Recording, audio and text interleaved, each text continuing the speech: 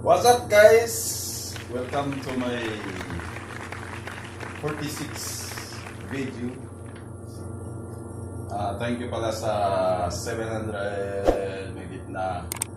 So, natulog na lang yan, guys. Makuha ko na yung 1,000 subscriber. Thank you! Yay! Pagmakan! Shoutout din pala sa mga tropa ko na YouTubers din.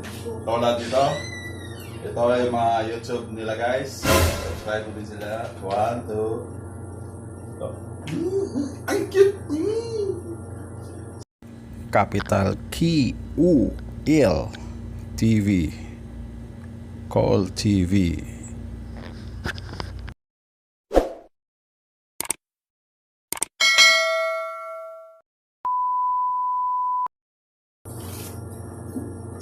So, guys, kadalasan yung tanong kasi, bakit ako nag-YouTube?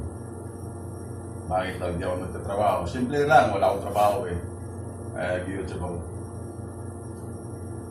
Guys, inanyahan ko rin kayo lahat na mag-YouTube din kayo. Kasi libre naman to eh. Ganda lang binigay ni YouTube sa akin, guys, na opportunity na magkaroon ng, parang isang business na rin to eh. Kung magaling kang umawak ng business mo, magaling kang umawak sa channel mo, lalawak to ang mangyayari. Diba? Example, sila si Kong TV, sila si Ivan Elawi, si Idol Rapi Tulpo, magkano monthly nila, guys? Million. Million talaga. Kaya paano nila rin yan, sinishare din nila eh. Paano? Parang ginawa lang company yung ano nila, YouTube channel lang. May mga tauhan din sila, may editor, may mga artist din, ganun, di ba? So libre lang yan binigay ni YouTube sa atin, guys. Na paano gumawa ng YouTube channel? Siyempre lang, lagin mo, gumawa ka ng legit na email, tapos ilagay mo sa YouTube, gumawa ka ng pangalan channel mo na madaling tandaan ng mga tao. Pero sa akin yung Call TV, marami guys, pero tinitingnan ko mga ibang lahi. May pangalan ng Call TV, mga Indano. Pero okay lang kasi makikita naman sa logo. Tapos, pangalawa, paano mo mapaunlad yung channel mo, mga magandang content. Ano ba yung mga magandang content? Siyempre, yung may matutunan na aral yung tao, makakawala stress. Ano ba yung makakawala stress? Yung comedy, yung entertainment, kumanta ka, magaling kang kumanta. Lahat naman tayo magaling kumanta, iba-iba lang yung style. Tapos, yung iba ginagawa parang teleserye, may mini movies lang ginagawa. Basta maging ano ng tao, pag nagustuhan kasi nila, guys, subscribe nila.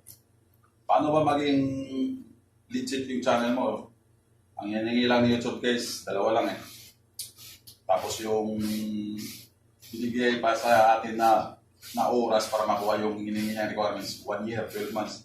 Magkaroon ka ng isang 1,000 subscriber at saka 4,000 watch hour. Yung 1,000 subscriber, madali lang, guys. Basta marami kang tropa, kaibigan, pamilya, susuporta sa'yo. Pero minsan, hindi sila sumusuporta, guys. Tinitingnan ko nga yung subscriber ko sa channel ko. Sa Facebook ko, 3,000 megit friends ko dyan, pero kunti lang ang subscribe sa akin dyan. Siguro wala silang channel or pero yung pamilya ko naman, full support. At saka yung watch hour yung pinakamahirap, guys, kasi kailangan mong makuha yun. 12 months naman. Pero kung di mo makuha yung 12 months, may ano naman siya eh. Hindi ibig sabihin back to zero ka or disqualified ka na sa... Ang mangyayari, pag nag-upload ka ng first video mo sa January 1, 2020, tapos pagkarating ng January 1, 2021, hindi mo pa nakuha yung watch hour na 4,000. Hindi ka back to zero. Ang mangyayari, yung na-upload mo sa January 1, ma-invalid na yun. Magsisimula ka naman sa January 2 na. So, lahat kayo, inanyahan ko gumawa ng, inanyahan or i-encourage ko kayo na gumawa ng channel, guys, kasi libre lang ito. Tsaka, may nakausap din ako sa YouTubers na sa Amerika yan, ha? Sabi ko, ma'am, ba't ka gumawa ng YouTube? Maganda ng sound dyan. Isa na sagot sa akin, pamana doon yan sa mga anak. Diba? So, thank you for watching guys. Thank you sa mga nag-subscribe sa akin. Thank you, sana dumami pa kayo. Kasi para din to sa mga natigil kong mga proyekto. Wow, charot. Thank you, Cool TV.